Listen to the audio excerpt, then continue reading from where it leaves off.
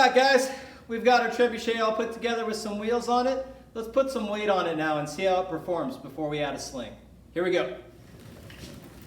Yeah, see a chiropractor tomorrow, I can tell you that, guys. This is kind of one of those things where if I'm not careful, it's going to clock me in the head. So I think I'll clamp the trebuchet, or the arm in place. Wouldn't be the first time I've almost been hit in the head by this thing, right, guys? As I'm adding 140 pounds to this thing,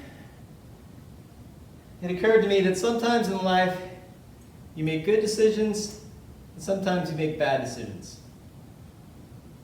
It remains to be seen whether or not this was a good one or a bad one. Oh, goodness. I can't even pull it down. It's so heavy. Barely pull it down. Oh, my goodness. There's a lot of power here, guys. There's a lot of power. And I've got the pin in, stepping back. Okay, on the count of 3, I'm firing.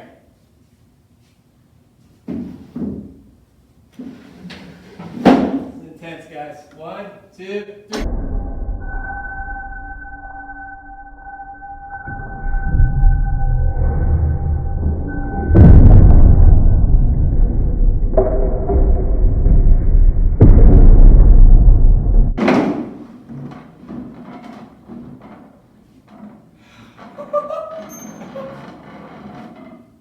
Well, it held together. Now that we know our trebuchet can fire without falling apart, we've got one more thing to do. That is, we need to install the sling that goes on the end of the arm. This isn't a catapult. It doesn't just fire from the arm. It actually fires from a rope attached to the arm that's then attached to a leather pouch. The things that gives the trebuchet so much distance on a throw. Take a look at this picture. If you look at the picture, you'll notice the arm of the trebuchet is attached to a rope that has a pouch on the end. When the arm flies up into the air, it throws the rope and the pouch in the air. One end of the rope is released from the arm, and the object is then thrown out of the pouch. This is a much more complicated system than a traditional catapult, and it's important we install the rope and the pouch in the right place.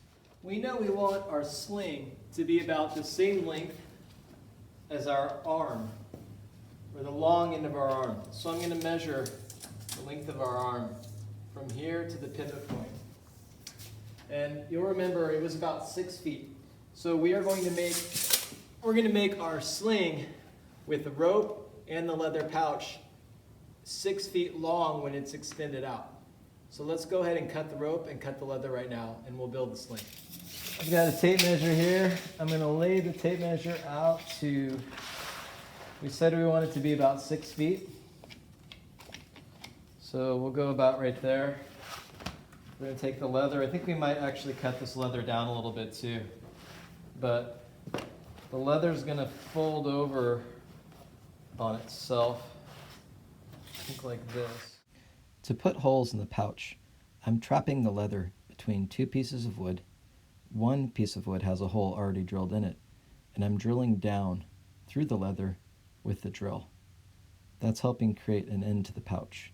I'm then tying the rope on the end of the pouch. That ought to be big enough to throw a bowling ball. That's what we're doing, right, guys? We've got our sling all laid out, but before we actually cut the rope and attach it, we need to make 2 attachment points.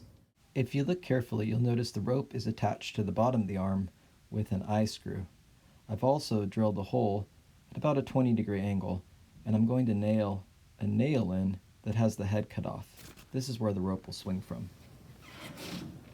When we come back tomorrow, I think we're ready to fire it. Prepare yourselves. Should be an adventure. See you then.